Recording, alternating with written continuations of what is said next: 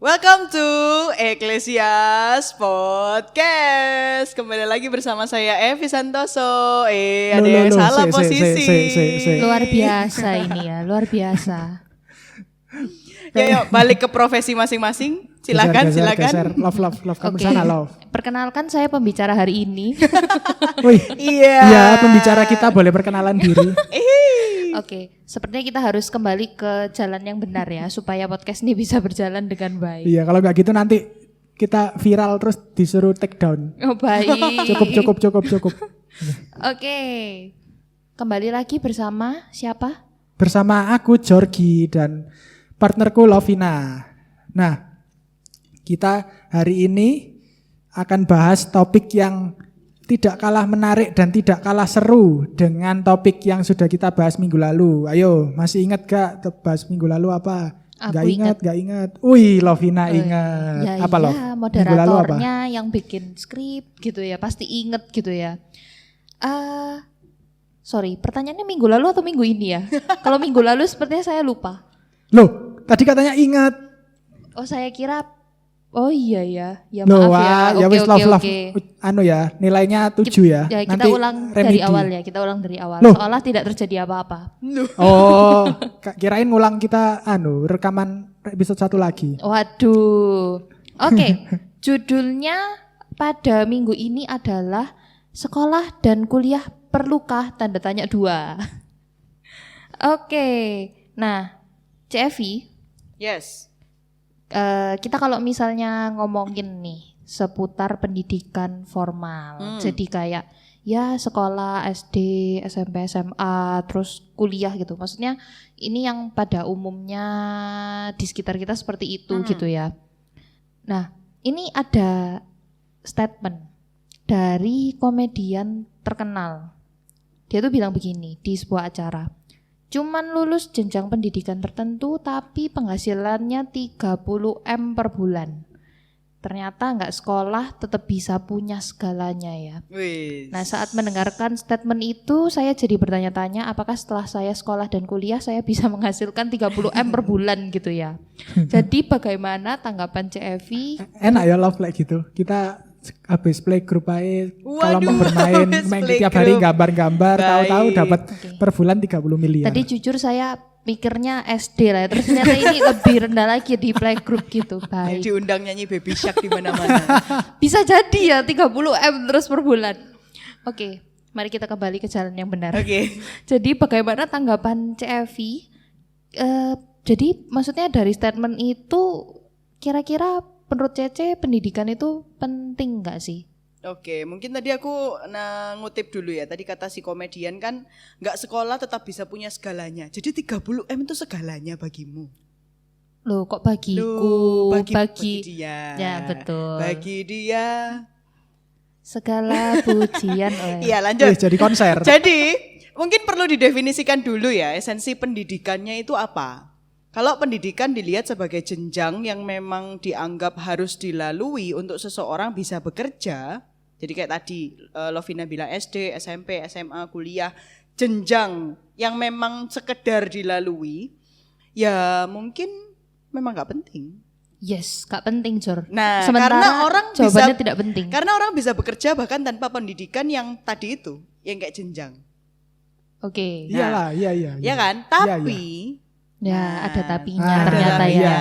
kalau pendidikan dilihat sebagai proses persiapan di mana seseorang diperlengkapi dengan berbagai hal mendasar yang diperlukan ketika memasuki periode bekerja dalam hidupnya, maka pendidikan jadi hal yang sangat penting.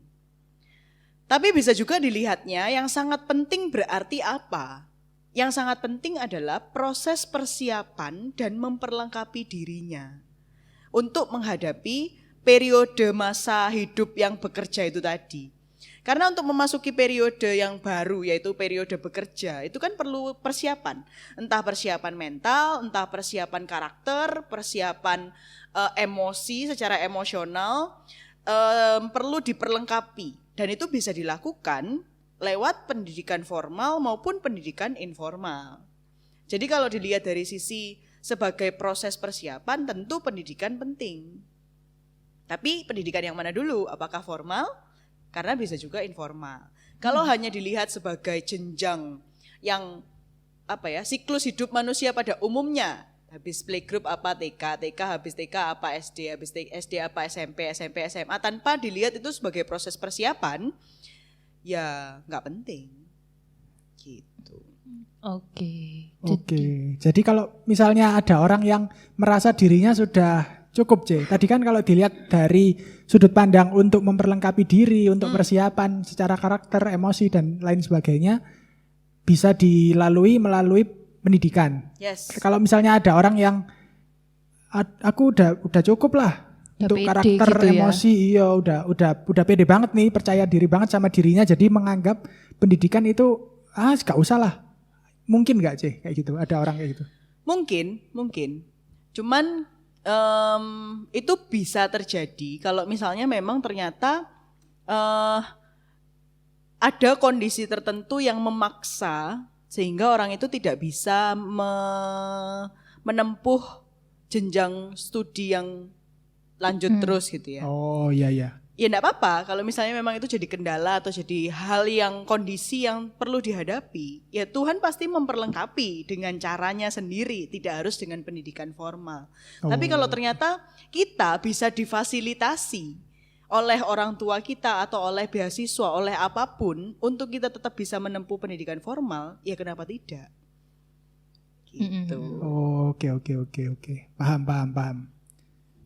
Berarti mungkin maksudnya ini ya, maksudnya bahkan di dalam kondisi seseorang tidak bisa menempuh pendidikan formal itu Betul. maksudnya tidak berarti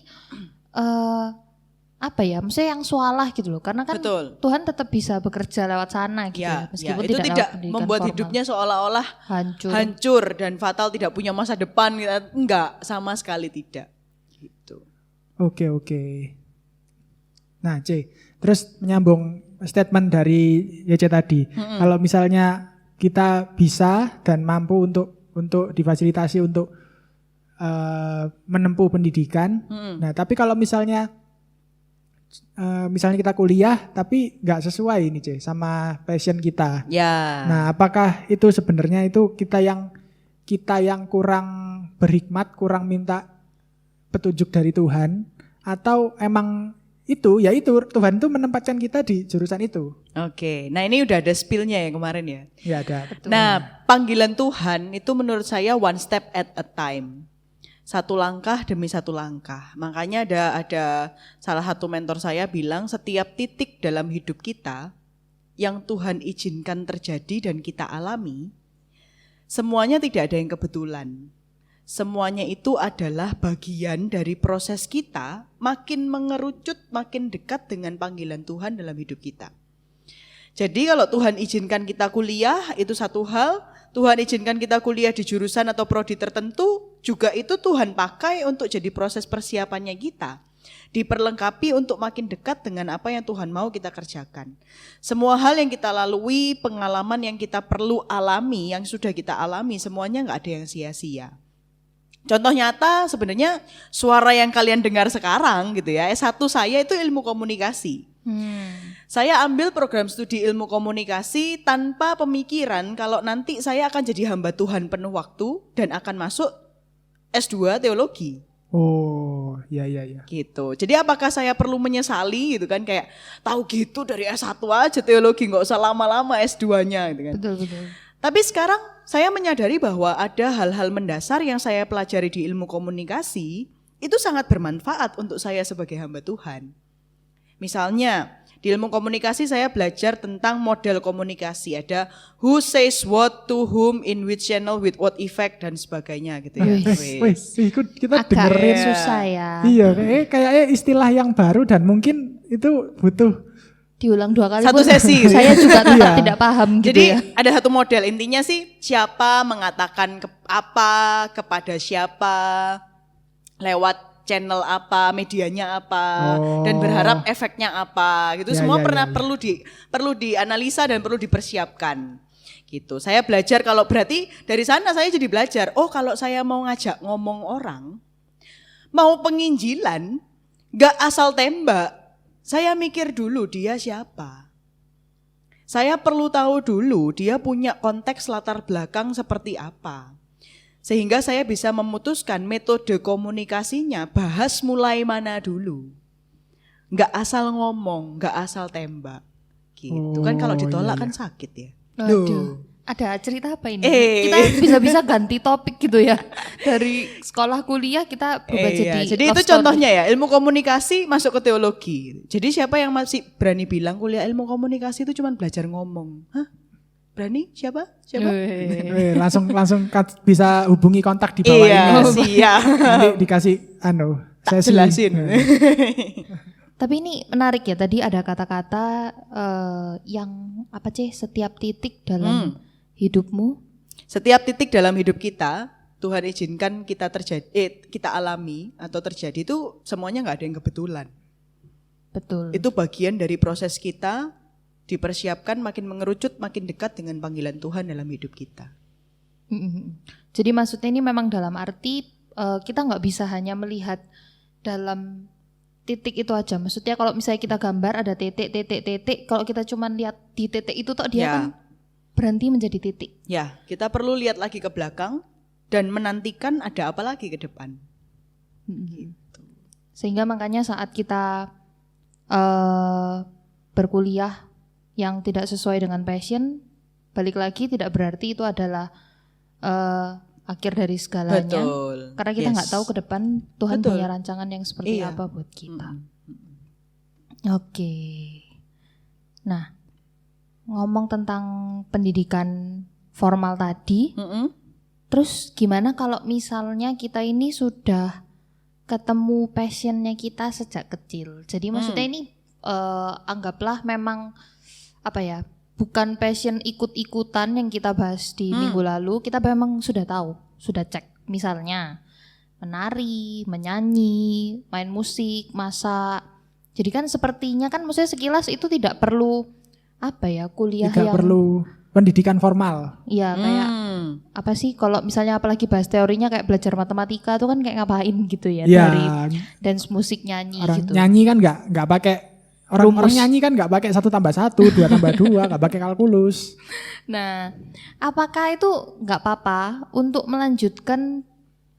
untuk tidak melanjutkan pendidikan secara formal? Jadi cuman ngambil sekolah atau les kejuruan yang memang sudah spesifik dengan passionnya. Oke, sebenarnya mungkin balik lagi ya, ini bukan soal boleh atau nggak boleh, nggak apa-apa atau nggak apa-apa gitu ya. Tapi perlu lihat lagi sebenarnya apa sih yang dibutuhkan, proses apa yang dibutuhkan, apakah lewat pendidikan formal atau tidak perlu pendidikan formal. Sebenarnya kan pendidikan formal itu yang kita perlu prosesnya bukan hanya materinya ya. Berapa persen sih?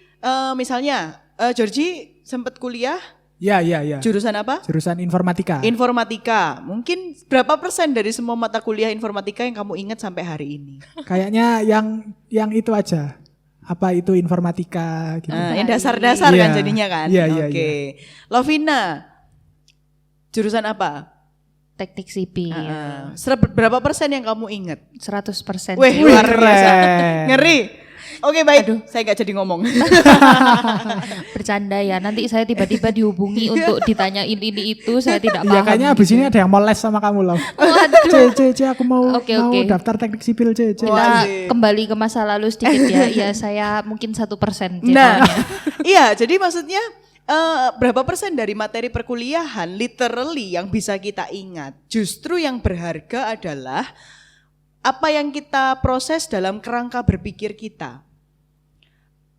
Logikanya, logika berpikirnya, dinamika relasi yang dialami dalam interaksi saat menempuh pendidikan formal, kesempatan-kesempatan magang misalnya. Oh iya. Nah, semuanya itu perlu untuk memperlengkapi dan mempersiapkan. Sekali lagi bukan cuma materi secara kognitif ya, tapi itu tadi mental, emosional, karakter dan sebagainya. Nah, sebenarnya usia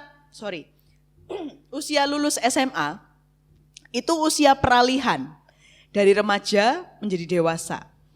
Nah, di masa-masa itu tuh perlu jembatan antara semangat dan pemikiran idealis yang menggebu-gebu, ya kan, dengan realita kerasnya kehidupan. kerasnya interaksi dengan berbagai macam ragam latar belakang manusia. Yang selama ini kita nggak pernah kebayang kok ada ya orang modelnya kayak gitu. Ya.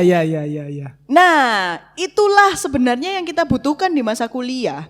Karena waktu kita kuliah, mungkin ini ngomong pendidikan formal yang kuliah gitu ya. Kita masuk ke satu ruang lingkup yang jauh lebih luas. Ketemu dengan ragam orang yang jauh lebih banyak.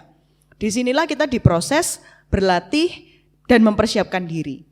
Kalau ternyata orang yang menemukan passion sejak kecil ini bisa mendapatkan proses latihan dan persiapan karakter, mental, kepribadian, kerangka berpikir, dinamika relasi, interaksi di luar pendidikan formal, ya gak apa-apa. Tapi harus ada proses itu. Proses itu tidak boleh hilang. Karena ada satu orang bilang gini, ujian sekolah itu ada kisi-kisinya. Betul. Ya. Ujian hidup nggak ada. Wah iya, kalau ada sudah bisa mau beli kayak aku orang pertama. Makanya itu kan perlu dipersiapkan dulu kita untuk menghadapi ujian hidup yang nggak ada kisi-kisinya. Nah itulah proses persiapan itu yang penting. Proses persiapan, baik. Yes. Jadi balik lagi tidak bicara tentang boleh dan tidak boleh ya. Iya, bukan nggak apa-apa atau nggak apa-apa. Ya, betul sekali. Nggak apa-apa gitu, agak ya. Belibet. Oke, masih ada pertanyaan nih, J. Masih kepo-kepo. Boleh, gimana? Jadi apa ya? Apakah Tuhan ini bisa bekerja lewat tempat atau kondisi yang tidak sesuai dengan passion kita? Tapi mungkin kalau pertanyaannya apakah Tuhan bisa? Saya rasa di sini semua sepakat akan bersama-sama berkata bisa. Jadi mungkin saya apakah bisa Ganti. dan bagaimana gitu loh. Oh ya, biar Siap. lebih praktis ya. Mantap. Oke, kalau definisi passionnya kita balik ke definisi yang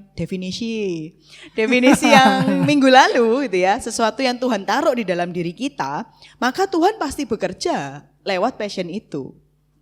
Walaupun kita ada di kondisi yang tidak sesuai dengan passion kita. Kalau cita-cita yang tidak sesuai dengan panggilan Tuhan, cita-cita yang tidak sesuai dengan panggilan Tuhan, cita-cita yang karena natur dosa tadi ya. Oh iya. Ego Gitu ya. Apakah Tuhan bisa bekerja? Bisa. Karena kalau misalnya memang kita yang keras hati, tetap memaksakan bahwa aku tetap mau jadi orang kaya, aku nggak peduli, aku udah capek diginiin terus misalnya. Ya kita kenal bahwa Tuhan bisa saja menyerahkan kita pada kehendak hati kita. Atau bahasa Koreanya itu kan sekarepmu. Sekarepmu. Oh iya. Bisa. Ngelek ya. Tapi kabar baiknya sebenarnya gini, Tuhan itu memperlengkapi kita, kata dia. Ada pekerjaan baik yang ia mau kita kerjakan dan ia mau kita tinggal di dalamnya. Waktu Tuhan mau kita tinggal di dalamnya, Tuhan itu memperlengkapi kita untuk mengerjakan itu. Memperlengkapi, dan Tuhan bekerja dalam keterbatasan kita. Jadi situasi dan kondisi yang kita bilang gak sesuai dengan passion kita, itu bahkan Tuhan bisa ubahkan juga. Karena Tuhan bekerja dalam kelemahan kita, dalam keterbatasan kita, dalam kesetiaan kita. Bukan hanya bekerja melalui kita, tapi Tuhan juga bekerja di dalam kita. Tuhan juga bekerja di dalam kita, memproses kita masing-masing secara pribadi untuk makin peka. Mungkin ada cara yang lain, mungkin ada waktu yang lain, mungkin perlu menempuh jalan yang lain, dan seterusnya. Supaya kita makin dekat dengan panggilan Tuhan. Sekali lagi tidak ada yang kebetulan dan tidak ada yang sia-sia.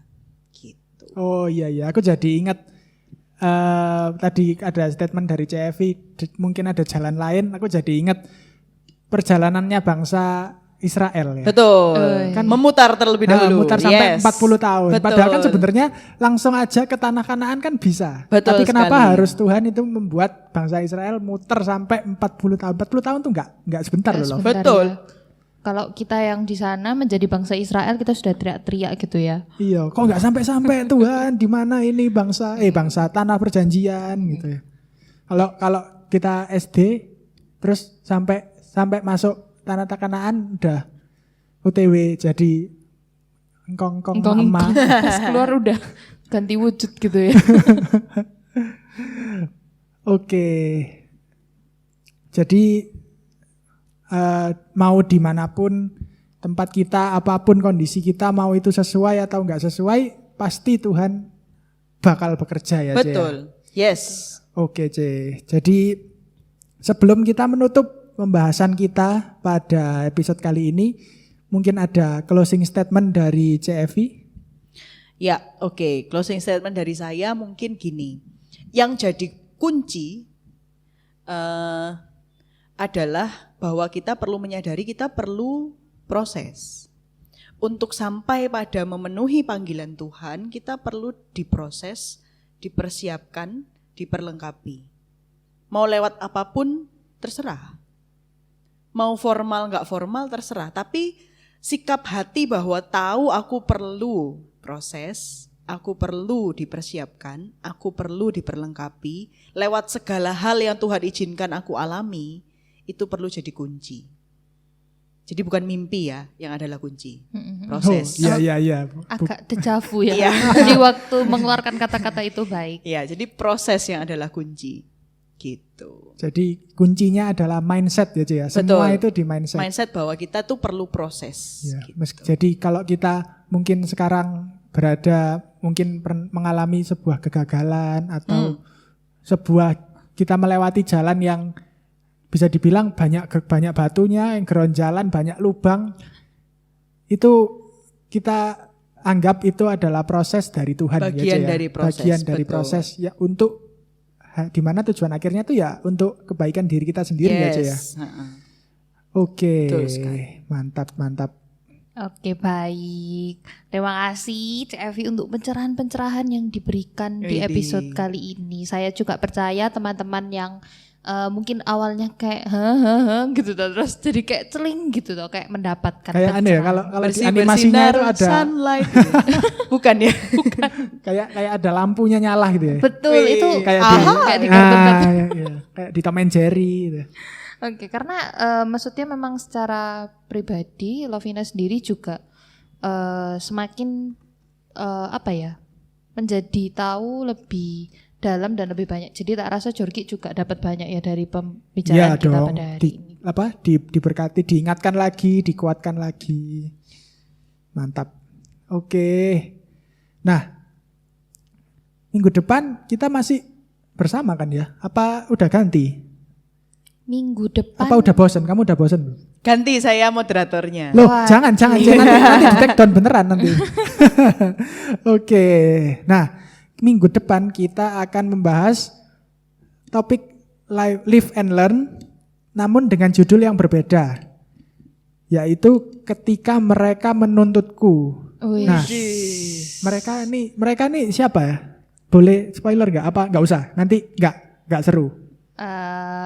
Gak usah. Nanti kayak drakor itu udah kelihatan endingnya. Oh, yang baik. cowok ini sama cewek ini. Ya wes Zoom gak in, seru, zoom wes out. gak usah dilihat. Kamu agak bertanya sendiri, saya masih berpikir dan kamu menjawab sendiri gitu ya. kamu lama sih mikirnya. Oke, baik. Maaf. Nah, ini menarik nih Love. Kayaknya bakal ini dikit-dikit kayak orang lagi ngiris bawang. Gimana? Ya agak pedih-pedih Iya, gimana gitu tiba-tiba ya. sambil denger tuh tiba-tiba ada yang netes di pipi. Waduh. Aduh, Ya. Baik. apa kita bahas cinta? Bukan. Oh, bukan ya? Bukan, Aduh. beda. Jelas-jelas live and learn. Tadi bahas sekolah, Benar minggu juga. kemarin bahasnya Passion, passion. cita-cita. Tiba-tiba cinta. Tidak masuk kalau bahas cinta ya. Cita dan cinta. Loh. Oke, daripada penasaran, langsung aja kita bahas. Duh, salah. Kamu kurang Apa? cairan ini ya. Isotonik. Iya, isotonik. Iya, kayaknya udah lapar, udah malam ini. Oke. Jadi, kalau penasaran minggu depan kita bahas apa? Jangan lupa stay tune di Ecclesias Podcast. Jadi, cukup sekian episode kali ini. See you next week. Bye-bye, Yuter.